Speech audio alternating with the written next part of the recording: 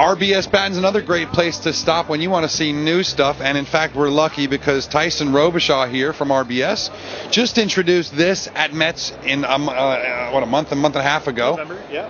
And they're battens, regular horizontal battens that you can roll up in a jib. Yeah. Wow. What we're doing is we're actually using a fairly unique process where we have a glass integrated thermoplastic which allows us to build a taper into these things, which is fairly unique for a roller batten. You've got battens that'll roll, you've got battens that are tapered, but so far there are a couple other rolling battens out there. There's one made of metal and one made, but they're not tapered. They're just dead square. And what we've noticed with the other roller battens is the fact that when they actually break that plane, there's not a lot of resistance. So when they're in the sail, they're there or they're not. And so our goal don't really have the performance characteristics that you need if you're going to go racing. Exactly. Our goal was hoping to be able to provide a batten and then, of course, the opposite of a batten when rolled. So we're pretty happy with where we're at with them. Are the sailmakers pretty happy too? I mean, I imagine they would be.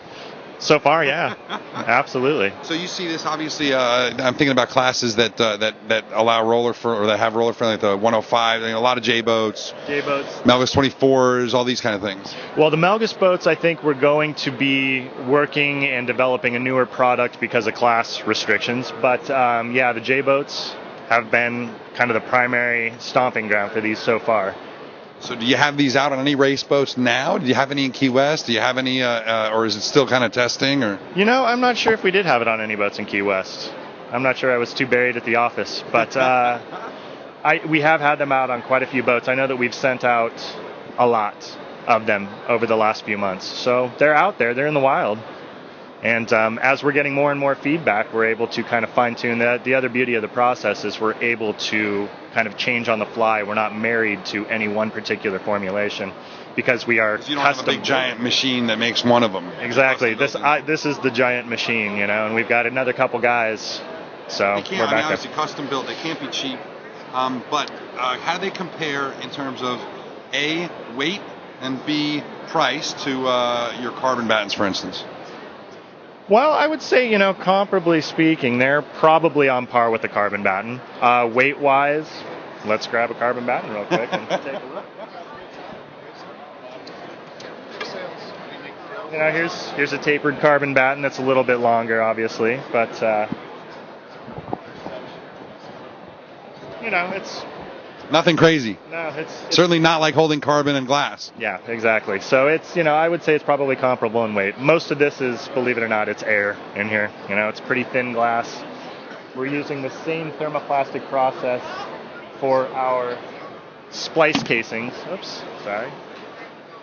Which are just molded pieces that you can tell, it's very lightweight, impact resistant. Because of the glass, it gives it a lot of structural integrity. It's nice. Do you think that these also will be as durable as anything else?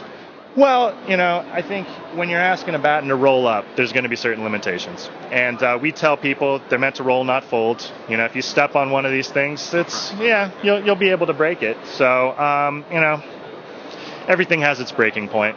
We're hoping to build these things up so that their breaking point is much further along than we would ever like it to be. But, yeah, if you wanted to, you could break one.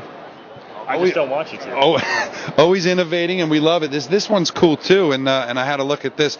Anyone who has a masthead crane or a backstay flicker will probably know that one of the worst jobs there is taking it off and replacing it, or when you haven't paid attention to it because the sun destroys them and turns into carbon splinters. So tell me but you can't just spray paint them because they'll crack because they're bending a lot, right? Well, what we are now doing is we have a process that is powder coating, which isn't a new process, but it's new in the sense that for powder coating traditionally, you need to charge a metal part for the powder to actually fuse to the part.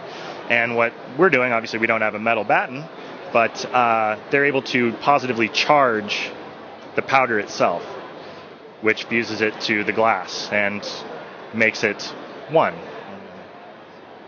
So this one you'll have an e-glass batten with this gray powder coating on it, and it from the tests that we've heard from our raw material suppliers, it doubles the lifespan, flexurally. And I think you probably get a couple good seasons out of an e-glass Batten before it breaks down UV-wise, especially in San Diego or down in Florida, something like that. I think this will at least double that. What does that add to the cost? We are still working that out. I think it's probably going to add a third to another half the cost. So for double the life, huh? It makes sense right there. It's just math, right? All right, well, check them out, guys. It's rbs.com, and always a fun site to check out for those odd little things that none of us would have ever thought of, but these guys did. So always good to see you, brother. Thank you very much. All right, see you around. Take care.